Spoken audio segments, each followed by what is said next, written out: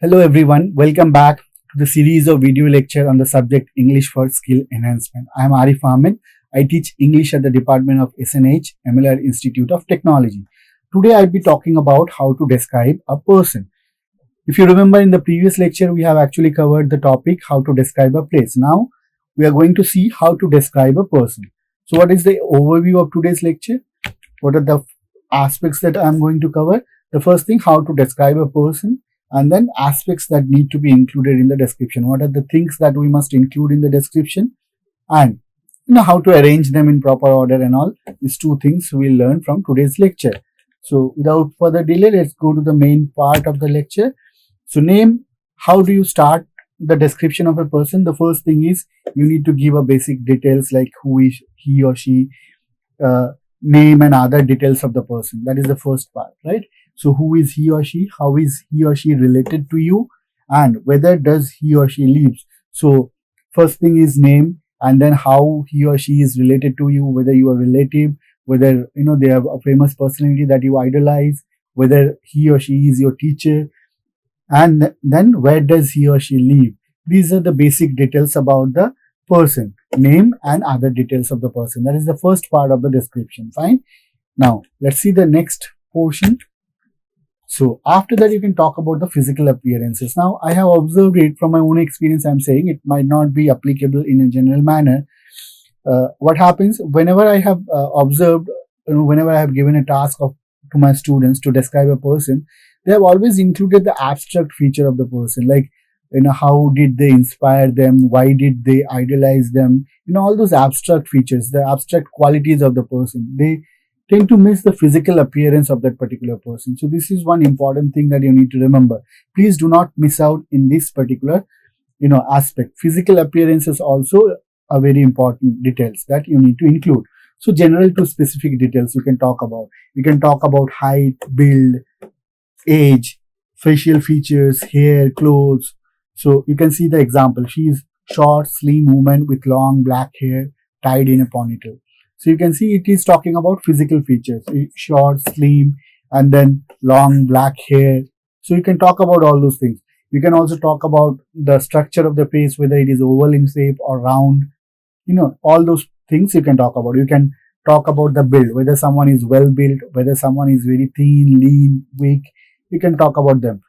Age, if you obviously it might not be possible for you to know the exact age of the person. In that case, there are certain other techniques, like you can simply talk about whether someone is aged, like quite old. So if someone is quite old, you can tell that he is old. If someone is not that old, you can talk about middle aged. You can talk about young. You can use these particular adjectives, right? Even though you don't know the exact age, you can talk about the age in general manner. Fine. So physical appearance, first name and other details of the person, and then physical appearance of that particular person. Now let's see the next person. Now here comes the abstract qualities, personality characteristics. What kind of person he or she is, what are the personality characteristics. So you can talk about both positive and mild negative traits. So please remember, in a description, formal description, you don't need to include the strong negative traits. You can simply ignore them. A mild negative traits, yeah, you can talk about them. And you have to also support with examples. So use gentle language for negative traits. When you are describing about negative traits, it is very important. You cannot use a harsh language. You have to be very gentle with your words. You can see the example. Now, if I directly say he can be lazy at times, now this sounds very mild, very moderate, right? Very polite kind of. Though I'm talking about a negative traits, but it doesn't sound that harsh. But instead of this, if I use he is lazy, that sounds very harsh. I'm very direct. We should be avoiding this kind of expression while talking about the negative traits. So please remember. So you can talk about personality characteristics, whether someone is short tempered, whether someone is very calm, cool in nature. You can talk about all those things. You can also add examples, like you can talk about your experience or your interaction with that particular person that actually supports the personality characteristic which you are claiming. If you are claiming someone to be calm, you can just talk about a personal encounter with that person, with that particular person. that proves that that person is really calm. Fine. So personality characteristics are very important. Then next part, activities, hobbies and interest. You can also talk about the activities, hobbies and interest of that particular person. What does the person enjoy doing? Mention any special habits or pastimes. So you can talk about these things also. Now, here you need to remember, you might not be having all these informations if you are, let's say, talking about a very famous personality. Right? So if you have the information, you have to include. If you don't know, do not try to manipulate. Fine. You have to be honest while describing a place also, a person also. Now, next thing, comments and feelings. So you can talk about your general perception about that particular person. How do you feel about this person? What impact does this person have on you? This is again abstract. These are very important. Normally, our description deals with this part only. So please remember that there are other details also that we already talked about or discussed about. Those details also must be included while we are describing a person. Fine. So now let's see an example. This was taken from internet. So this is an example how you can actually describe a person. You can see Aunt Natasha is my mother's younger sister. So I'm talking about the name of a person and also how she is related to me. And then she lives. Where does she lives? That information I'm giving. Then I'm talking about her. You can see these are all physical features. Also, abstract qualities also have been included in the same sentence. So late 50s means I'm talking about her age. Then young in spirit.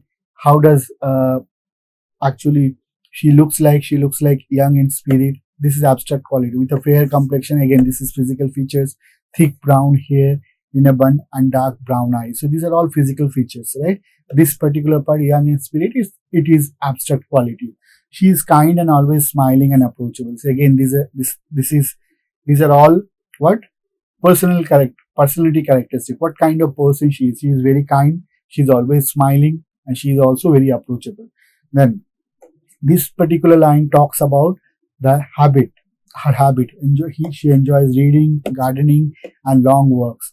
Then she is very active and generous, but not very tolerant of opposing views. So this is your general perception about that particular person, right? So she is very active and generous, but she is also not very tolerant of opposing views. Right? So I am not directly saying she is very intolerant. That would be very harsh, right? Instead of that, I am using a mild language to talk about her negative traits. Please remember that. I admire her and hope to be as content as she is when I am her age. So this is about my the impression about that person. What kind of impression that particular person, here in this case Aunt Natasha, actually left on me. So this is a sample kind of description where all those information that we have already discussed in the previous slides are included. So this is also again a template that can be used while you are describing a person. Fine. So this is all. Now let's see the takeaway point of today's lecture. What are the things that we got to know? So what are the details that we have to include while describing a person? That part we got to know. We got to know that including only the abstract qualities or my perception about the person is not enough. We need to include the physical features also. And then organizing all those relevant details in appropriate sequence. How to organize them in proper sequence also is very important, which we got to know from today's lecture. And then covering abstract qualities and physical features. This I already have explained. We need to include both the aspect, right? Abstract qualities we have to talk about, but along with that, we also have to talk about physical features also. So I hope this will help you in describing persons in proper and effective manner. Thank you everyone.